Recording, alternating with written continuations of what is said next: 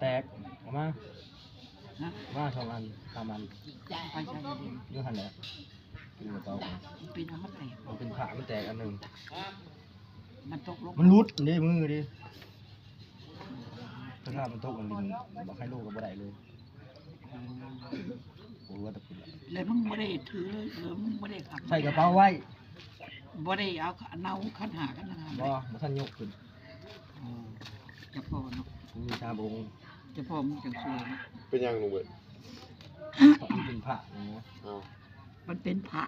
มันปะมันเตะแล้วมันปะมันไม่ได้ ผ้า ว้าวแล้วก็มันตกลงขออนุญาตบาดคำเพิ่นมันเห็นมันตกลงมันแตก ผ้ามาได้ใส่อีกบ่ จากน้ำมันมันเอามา ผ้าลุงเบิดอันใส่ของมือเนี่ยนะ บ่ มันเอามาใหม่มง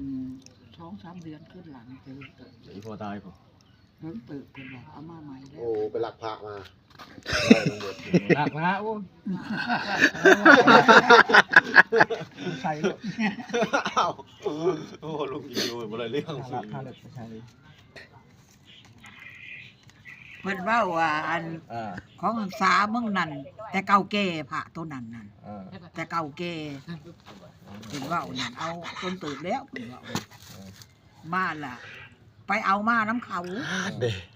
แล้วก็ให้อันมาฮอดเฮือนปรับแล้วให้แต่งขันหาหับปรับแล้วก็เฮ็ดน้ำหอมน้ำบ่แม่นเอาน้ำหอมตีเสร็จได้เฮ็ดน้ำหอมเข้าไปส่งพระนี่เอาโคตรพระหั่นแล้วให้ผู้ข้ามาอยู่นำผู้ข้าแล้วผู้ข้าหับเอาให้ผู้ข้าอยู่ดีไม่แห้งให้โชคให้มานและมึงหันบ่เฮ็ดตามคำตัวนั้น ทำได้ คำกูเว้าเดี๋ยวนี้นะแต่งขันหาหับแล้วก็เฮ็ดน้ำหอมหับ มันยักแล้ว หับพระนั่น ยักแล้ว หูจักละบ่หับนั่น เดินอยู่มือขึ้น เข้าว่าหับแล้วก็มาฮอดเฮือนเลยหับปรับแต่งขันหาเลยเฮ็ดน้ำหอมใส่จอกมาฮดเพิ่นให้ผู้ให้ข้ามในคูนอยู่ดีไม่แห้งหาเงินหากรรมไม่ได้บ่ให้เจ็บให้ไข้ มันจะช่อง เดี๋ยวนี้เพิ่นเฮ็ดใส่ 2 เดือนผม แต่เฮิงเติบแล้วเพิ่นว่าแต่เฮิงเติบมง2 เดือน 2 เดือน หลังจากก็ว่ามงเดือนปลายนี่แหละบ่ฮอด2 เดือนดอก มันมีช่องมองได้เอามาช่องมอง บ่เดือนปลายเดือนหนึ่งกับ19 วันนี่ เอามาช่องมองได้ อันให้หับน้ำกันเลยตัวแตกนั่นหายเดี๋ยวนี้นะ แต่ฝาปิตาตรงนี้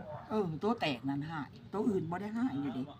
ตัวแตกนั่นหาย ตัวแดงนะ เจ้านี่เบิ่งเรื่องหยัง ฮะ พูดหรือเปล่า ข้ามคู เจ้าเบิ่งเรื่องหยัง ค่อยมื้อนี้ค่อยบอกพนักงานค่อยไปเบิ่งเรื่องงานให้มันผ่าน